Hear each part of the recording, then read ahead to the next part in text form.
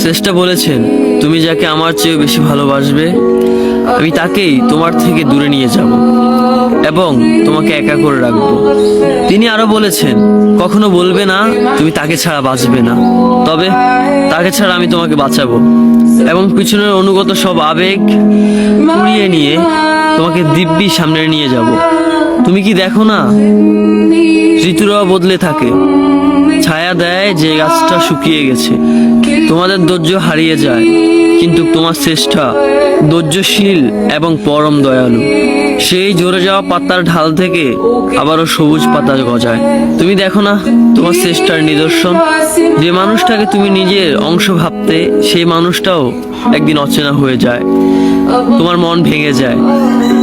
এমনকি তোমার বিশ্বস্ত বন্ধুরাও স্বার্থ পুড়িয়ে যাওয়ার পর বিশ্বাসঘাতকে পরিণত হয়। তুমি কি তা দেখো না? যে মানুষটাকে নিজের জীবনের চেয়েও বেশি ভালোবাসতে সেই মানুষটাও প্রতারণা করে। তবে তুমি কেন চেষ্টার বিমুখ হয়ে মানুষকে ভরসা করো?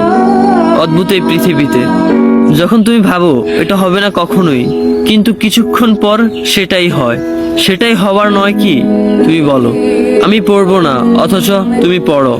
তুমি বলো আমি বিরক্ত হব না, অথচ রোজ তুমি বিরক্ত হও। এবং সবচেয়ে বিচিত্র বিষয় হলো তুমি বলতে থাকো আমি মরে গেছি, অথচ তুমি বাঁচো।